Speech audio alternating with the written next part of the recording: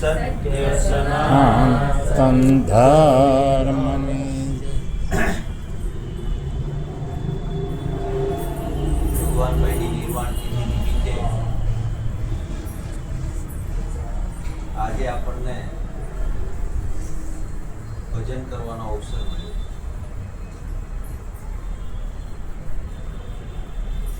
આ મનુષ્ય દેહ આપણને અવસર મળ્યો છે અને આ મનુષ્ય દેહ પરમાત્માના પદની પ્રાપ્તિ થાય. પશુ કી પનિયા બને, નરકા કશું ન હોય. નર જો ઉત્તમ કરણી કરે તો નરકા નારાયણ કરે. આ મનુષ્ય દેહે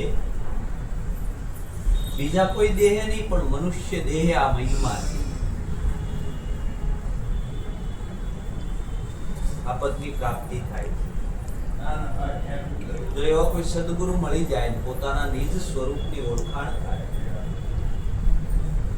ત્યારે ખબર પડે કે એવો પરમાત્માને આપણે ક્યાં ગોતતા હતા. પરમાત્માને ગોતવા માટે આપણે ખૂબ મથતા હતા. કોઈ તીર્થોમાં ગોતે, કોઈ હોમ હવન, બધા જ બહાર ગોતે છે. પણ પરમાત્મા ક્યારે સદગુરુ ભેટ્યા ત્યારે ખબર પડી પરમાત્માને ગોતવાનો નહોતો, પરમાત્મા હતો જ. પરમાત્માને ગોતવા માટે એક ડગલું આગળ પણ નહોતું જવાનું, એક ડગલું પાછળ પણ નહોતું. પરમાત્મા છે, પ્રગટ છે. એટલે સંતોએ કીધું કે પ્રગટ પરમાત્મા રમી રહ્યો છે. પણ આપણા અજ્ઞાન દશાના કારણે, આપણી અજ્ઞાન દશાના કારણે આપણને આ દર્શન થતું નથી. આપણું અજ્ઞાન છે એ જ આપણું બંધન છે. આપણા બંધનનું કારણ બીજું કાંઈ નહોતું, આપણને કોઈએ બાંધ્યા નહોતા. આપણા અજ્ઞાનના કારણે આપણે બંધાણ. સદગુરુએ જ્ઞાન રૂપી પ્રકાશ કરી દીધો. જ્ઞાન રૂપી પ્રકાશ કરી દીધો એટલે એ પ્રકાશની અંદર જેમ છે એમ આપણને દેખાય. અજ્ઞાન દશાના કારણે આ જીવ રૂપ ધારણ કર્યું. આ અજ્ઞાન દશા જ્યારે તૂટી અને જ્ઞાન પ્રકાશ થયો, સદગુરુએ કાંઈ કર્યું નથી, ખાલી આપણી અંદર જ્ઞાન પ્રકાશ કરી દીધો, જ્યોત પ્રગટાવી દીધી. અને આ જ્યોત પ્રગટી ગઈ એટલે ખબર પડી કે પરમાત્મા સબર ભર્યો, પરમાત્મા વિનાની કોઈ જગ્યા ખાલી નથી. મારી સહસ્ત્ર ક્રિયા હું પરમાત્મામાં જ કરું છું. આવું એને પોતાને અહેસાસ થયો, આવો પોતાને અનુભવ થયો કે આપણી સહસ્ત્ર ક્રિયા આપણે પરમાત્મામાં જ કરીએ છીએ, પાછા પરમાત્માને આપણે ગોતીએ. કબીર સાહેબને જ્યારે આ અનુભવ થયો એટલે કબીર સાહેબે લખ્યું, પાની में मीन प्यासी मुझे देखत आवे हासी, आत्मज्ञान विना नर अंधा भटके मथुरा काशी, પાણી में मीन प्यासी मुझे देखत आवे हासी. પાણીની અંદર માછલું રહેશે ને પાછું તરતું. એમ આપણે પરમાત્મામાં રહીએ છીએ ને પરમાત્માને ગોતીએ છીએ. કબીર સાહેબને આ અનુભવ થયો એટલે એણે લખ્યું કે ઓ હું પરમાત્મામાં જ છું, પરમાત્માથી જુદો નથી. ત્યારે એણે એવું લખ્યું કે આપણે પરમાત્મામાં રહીએ છીએ ને પરમાત્માને ગોતીએ. આ પરમાત્માને આપણે ખૂબ બહાર ગોતીએ છીએ, પણ પરમાત્માએ જ્યારે આ સૃષ્ટિની રચના થઈ અને પરમાત્માએ આપણે ઘણીવાર દ્રષ્ટાંતો લેતા હોઈએ, પરમાત્મા કે હવે આ મનુષ્ય બનાવ્યો એટલે એને એમ થયું કે આ મને આને બુદ્ધિ આપી, મન આપ્યું, બધું આપ્યું, તો કે આ હવે મને ગમે ત્યાંથી ગોતી લેશે. તો કે હવે મારે ક્યાં સંતાવવું? એટલે કોઈ સંતોને પૂછ્યું, એટલે કે ક્યાંય જંગલમાં વયો જાવ તો આ મને ગોતી ના છે, એટલે એ ન્યાય ગોતી લેશે. ક્યાંય ગુફામાં વયો જાવ, કોઈ હેમાળે વયો જાવ તો મને આ ગોતી ન શકે, પણ કે ત્યાંય ગોતી લેશે. તો એ કે શું કરવું? તો કે એક કામ કરો, તમે એના હૃદયમાં વાસ કરો. એના હૃદયમાં વાસ કરો, એ બધે ગોતશે પણ પાછું વળીને પોતાનામાં ગોતશે નહીં. એટલે ન્યા તમને એ પકડી શકશે નહીં. એ કે પણ ન્યા પણ પકડી લીધો તો કે ન્યા પકડી લીધો ને પછી તમારો અંશ હશે, પછી તમે પોતે જ હશો, એટલે એ પછી તમારે કઈ વાંધો નથી. કારણ કે જ્યારે પોતાની અંદર પોતાને ઓળખાણ થઈ જાય પોતાની અંદર પોતાને અનુભવ થઈ જાય એટલે પછી એ પરમાત્માનો જ અંશ થઈ જાય, એ જ પરમાત્માનું સ્વરૂપ થઈ જાય, પછી પરમાત્માથી જુદો રહેતો નથી. આવું ગુરુ મહારાજે આપણને જ્ઞાન બતાવ્યું છે. નરસિંહ મહેતાએ ત્યાં લખ્યું કે જબ મેં થા તબ હરી નહીં, અબ હરી હે તબ મેં નહીં, પ્રેમ ગલી ઇતની સાંકડી તામે દો ન સક. કારણ કે આ મૈયાની એવી છે કે આમાં બે રહી શકે નહીં. જ્યાં સુધી હું હતો ત્યાં સુધી પરમાત્મા હતો નહીં, અને પરમાત્મા પ્રગટ થયો પછી મારું અસ્તિત્વ નથી. આપણે આપણું અસ્તિત્વ રાખીએ છીએ અને પરમાત્માને ગોતીએ છીએ. જ્યાં સુધી આપણું અસ્તિત્વ છે ત્યાં સુધી પરમાત્મા પ્રગટ નથી થવાનું. આપણે પોતાને દેહ માનીએ છીએ અને પરમાત્માને ગોતીએ છીએ. જો ભૂલ ઘણી બધી પડી છે આપણી અંદર, આપણે સમજી શકતા નથી. નરસિંહ મહેતાએ કહી દીધું વાણીની અંદર, પણ આપણે ક્યારે વિચાર કર્યો છે આ નામ રૂપ ગુણ વાળું જે જગત છે એની અંદર આપણે પોતાને દેહ માનીએ છીએ અને આપણે પરમાત્માને ગોતીએ છીએ, તો ક્યારે મેળ પડે નહીં. કારણ કે એને ગોતવું હોય તો એ રૂપ થવું પડે, અને એ રૂપ થઈએ ત્યારે થાય, એ પહેલા થાય નહીં. આ બધું પાણીની અંદર બધા પરપોટા થયા છે, ફીણ થયા છે, બધા વમળો થયા છે, અને આપણે બધાને જોયા કરીએ છીએ કે આમાં ફીણ છે, પરપોટા છે, મોજા છે, પણ જેમ છે એમ આપણને દેખાતું નથી. હકીકત પાણીની અંદર બધું ઊભું થયું છે. ક્યાં ઊભું થયું છે? પાણીમાં ઊભું થયું છે. પાણીમાં મોજા થયા છે, ફીણ થયા છે, પરપોટા થયા છે. આ બધું શમી જાય તો પાણી જ છે. એટલે આ પરમાત્મામાં જ જગત ઊભું થયું છે. પરમાત્મા સિવાય કાંઈ નથી, પણ આપણને જગત દેખાય છે ત્યાં સુધી પરમાત્મા દેખાય નહીં. અને જ્યારે પરમાત્મા દેખાણો એટલે જગત જડશે નહીં. સંતોએ ના પાડી. સંતોએ એવું કીધું, જાગીને જોવ તો જગત દિશે નહીં, ઊંઘમાં અટપટા ભોગ પાસ, ચિત્ત ચેતન તદ્રુપ છે, બ્રહ્મ લટકા કરે બ્રહ્મ સાથે. આપણને પરમાત્મા જડતો નથી, અને જે જાગી ગયા એને જગત જડ્યું. કારણ કે જે જાગી ગયા ને એને જગત જડ્યું નહીં, અને જે જાગ્યા નથી એને પરમાત્મા જડતો. હકીકત પરમાત્મા જ સર્વવ્યાપક છે. પરમાત્મા વિનાની કોઈ જગ્યા ખાલી નથી. પરમાત્મા જ છે, પણ આપણી દ્રષ્ટિમાં આવરણો પડ્યા છે. એ આવરણોના કારણે આપણને એ દર્શન થતું નથી. આપણે જેવું છે એવું આપણને દેખાતું જ નથી. પહેલું આપણી દ્રષ્ટિની અંદર એટલી બધી મલિનતાઓ છે, એટલું બધું આપણે ધારણ કર્યું છે કે એ ધારણાઓ આપણી તૂટતી નથી, એ માન્યતાઓ આપણી તૂટતી નથી. જેવું છે એવું આપણે જોઈ શકતા નથી. સંતોએ જ્યારે આપણી માન્યતાઓ તોડીને સંતોને અનુભવ થયા એટલે સંતોએ તરત કીધું કે આંખ મારી ઉઘડે ત્યાં સીતારામ દેખું, ધન્ય મારું જીવન કૃપા એનું લેવું. કારણ કે જાગી ગયા એટલે તરત એને રામનું દર્શન થયું, તરત એને પરમાત્માનું દર્શન થયું. એને બીજું કાંઈ ન દેખાણું. આ નામ રૂપ ગુણ વાળું જગત બાદ થઈ ગયું. નિરાંત બાપુએ એક જ વાતમાં કહી દીધું, નામ રૂપ ગુણનો નાશ, ચોથું પદ અવિનાશ, ચોથા પદનો ભેદ જાણે એને કહીએ હરિનો દાસ. કારણ કે આ નામ રૂપ ગુણ વાળું જે જગત છે એમાંથી બાદ થાવ તો તરત જ તમે તમારા મૂળ સ્વરૂપની અંદર આવી જાઓ. પણ હવે આ નામ રૂપ ગુણ વાળું જગત દ્રષ્ટિમાંથી બાદ થતું. સંતો એવું કીધું, ઘાટ ઘડ્યા પછી નામ રૂપ જુજવા, અંતે તો એમનું એમ હોય. ઘાટ ઘડ્યા પછી નામ રૂપ જુજવા, અંતે તો એમનું એમ હોય. ઘાટ ઘડાણા એટલે બધા નામ રૂપ બધું અલગ અલગ થયું છે.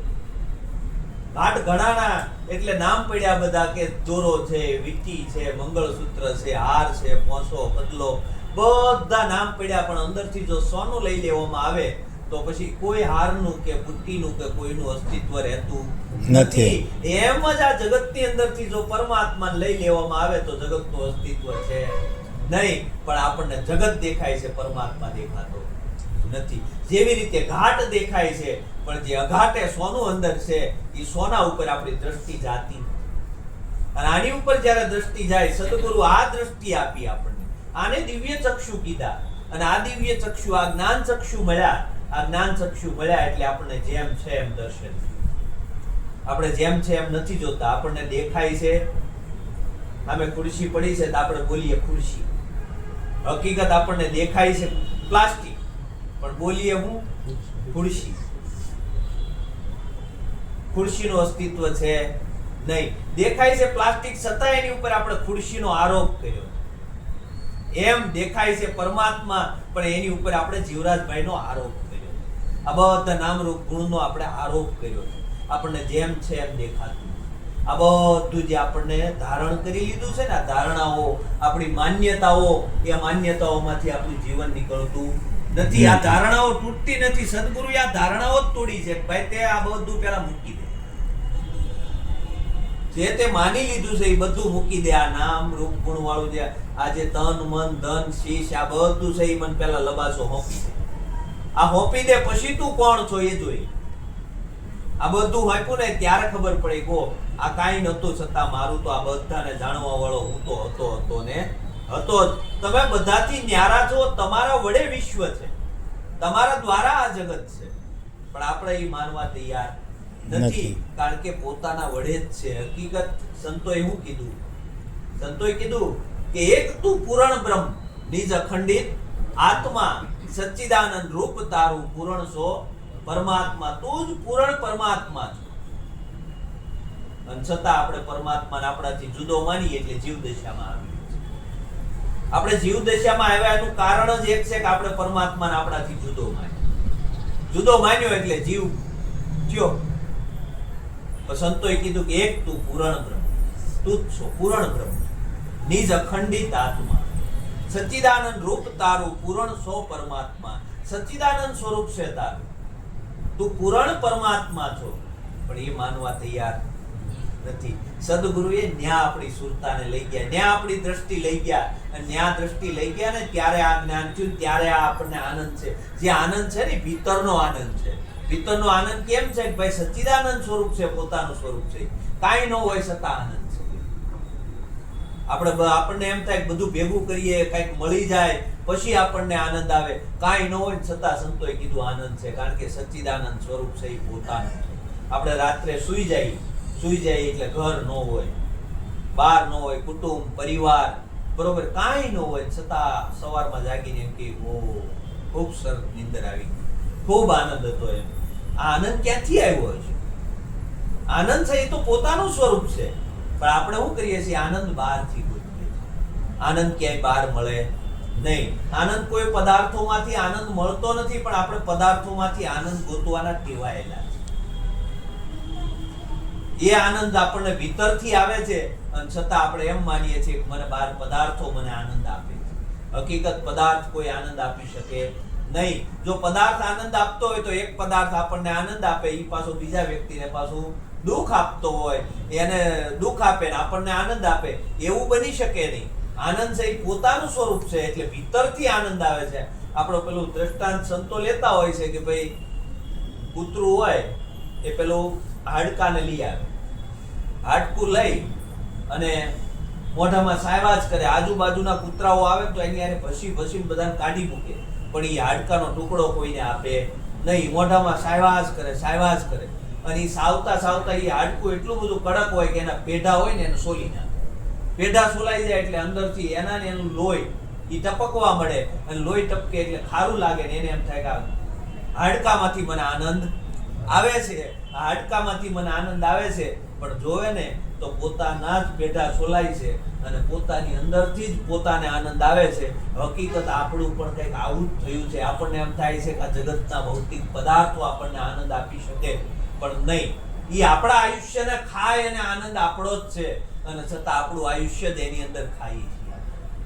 આપણો જ રસ એની અંદર ટપકે છે, કારણ કે આનંદનું સ્વરૂપ છે એ પોતાનું છે, એ પોતાને ખબર નથી. પણ આપણી બહારની દ્રષ્ટિ છે ને બંધ થતી નથી. જો બહારની દ્રષ્ટિ બંધ થાય અને ભીતરની ચક્ષુ જો ખુલી જાય, જે દિવ્ય ચક્ષુ સંતોએ કીધા, અને આ દિવ્ય ચક્ષુ ખુલી જાય ને તો આનંદનું સ્વરૂપ છે એ પોતાનું જ છે. તો એ સંતોએ લખ્યું કે આપે વિશ્વ ઠેરાયા, શબ્દ છે આપે વિશ્વ ઠેરાયા. आप ही पहला के विश्व पहला, पहला कौन दिखाया, आप विना विश्व कहां से, कहने वाला कौन आया, शब्द से आपे विश्व ठहराया. तो અમારા વડે જ આ વિશ્વ છે, આપે જ વિશ્વ ઠેરાયા. પણ આપણે માનવા તૈયાર, આપણે તરત જ જીવ દશામાં આવી જાય. કેમ આવી રીતે હોય એમ? અને આ જીવ દશા છે ને જાતી નથી. આપણે સદગુરુની વાત ઉપર પૂર્ણ ભરોસો આવતો નથી. સદગુરુની વાત ઉપર જો ભરોસો આવી જાય, સદગુરુની વાત ઉપર નિષ્ઠા આવી જાય, અને સદગુરુએ બતાવેલા સ્વરૂપ ઉપર જો પોતાની સુરતા સ્થિર થાય તો ધીરે ધીરે એનું જીવન એની અંદર આવી જાય. અને જીવન જો એમાં આવી જાય, સ્થિરતાના ઘરમાં જીવન આવે અને શાંત પડે જીવન, આપણે શું કરીએ છીએ? આપણે પરમાત્માને હજી ગોતવાની દોટ મનથી ગોતી લઉં, બુદ્ધિથી ગોતી લઉં, આપણું ડાપણ આપણે હાંક્યા કરીએ છીએ, અને આપણું ડાપણ હાંક્યા કરીએ છીએ એટલે આપણે થાકી જાય. સદગુરુની વાત ઉપર વિશ્વાસ કરી અને જેમ છે એમ જો પોતે પોતાના નજીક આવી જાય, આપણે બહુ દૂર છીએ, બહુ બહાર ભટકીએ છીએ, જો પાછો નજીક આવી જાય ને પોતે જો પોતાનો વિચાર કરે તો પોતાનું સ્વરૂપ છે એ જ પરમાત્માનું સ્વરૂપ છે. આવું નિર્મળ જ્ઞાન ગુરુ મહારાજે આપણને આપ્યું છે. અને જો આ જ્ઞાનની અંદર આપણી સુરતા અહોનિશ રહી જાય તો નિત્ય આપણે ભજન સત્સંગ દ્વારા નિત્ય પોતાના સ્વરૂપની અંદરથી આનંદ લઈ શકાય એવું છે. કારણ કે આનંદ તમે ગોતવા જશો તો ક્યાંય મળવાનો નથી. આનંદ છે એ પોતાનું સ્વરૂપ છે, અને એવું જ્યારે આનંદ પોતાના ભીતરમાંથી પ્રગટી જાય એટલે પછી એને કાંઈ કરવા પણ છે નહીં. સંતોએ ના પાડી કાંઈ કરવું નથી. તું સમજીને હુઈ જા, પણ ક્યાં હુઈ જા? તારા સ્વરૂપમાં સમજીને હુઈ જાય. એમનામ હુઈ જવાનું નથી. આપણે એમનામ જેને કહેવાય ને, આપણે બેહોશીમાં હુઈ જઈએ છીએ, બરોબર છે? આપણે હોશપૂર્ણ પહેલા જાગી જવાનું છે, અને જાગી જાવું તો કામ થઈ જવું. સદગુરુએ આપણને જગાડ્યા છે, બીજું કાંઈ કર્યું નથી, જગાડ્યા છે. જો એવી જાગૃતિ આપણા જીવનમાં આવી જશે તો જાગૃત નગરી કો ચોર ન લૂટે, જખ મારેગા જમદૂતા. જાગી ગયો એને પછી કોઈ જમ લઈ જાતો નથી, એને કોઈ ખૂણેથી પકડી શકતા નથી. આ પકડાઈ છે એનું કારણ જ આપણે બેહોશીમાં છીએ, આપણે ઊંઘમાં છીએ એટલે પકડાઈ જાય છે.